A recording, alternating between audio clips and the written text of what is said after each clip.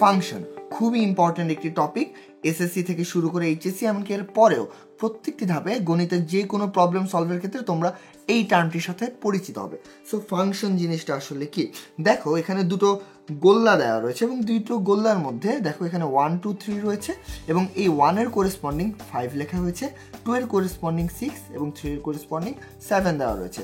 আমরা যদি এইটিকে একটি এক্স সেট বলি এবং এখানে যদি এটাকে এর প্রত্যেকটি উপাদানের যে কোনোটিকে ওয়াই দ্বারা ডিনোট করি, আমরা দেখতে পারবো এর মধ্যে একটি সম্পর্ক রয়েছে। সম্পর্কটি কি, সেটি হচ্ছে y ইকুয়াল টু আমরা x প্লাস 4 দিয়ে প্রকাশ করতে পারি, কারণ 1 প্লাস 4 করলে 5, 2 প্লাস 4 করলে 6 এবং 3 প্লাস 4 করলে 7।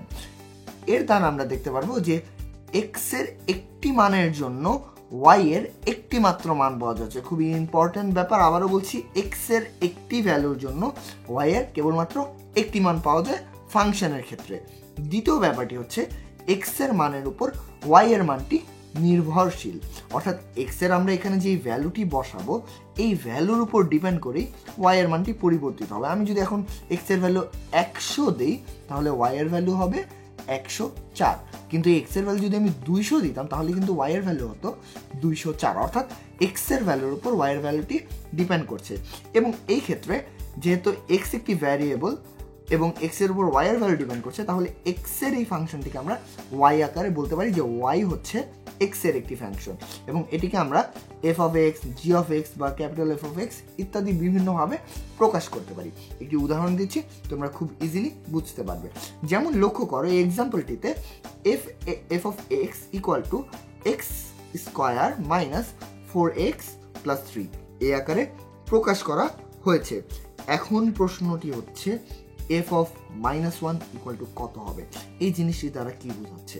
এই জিনিসটি দ্বারা বোঝাচ্ছে এখানে যেহেতু fx হচ্ছে x এর একটি ভ্যারিয়েবল, অর্থাৎ x এর বিভিন্ন ভ্যালুর জন্য fx এর বিভিন্ন ভ্যালু পাওয়া যাবে। তাহলে এখন আমরা যদি x এর ভ্যালুর জায়গায় -1 ইনপুট দিই তাহলেই মূলত আমরা f of -1 পেয়ে যাব। তাহলে এটিকে আমরা কিভাবে লিখতে পারি? আমরা লিখতে পারি x এর জায়গায় -1 স্কোয়ার মাইনাস 4 ইন্টু -1 প্লাস 3।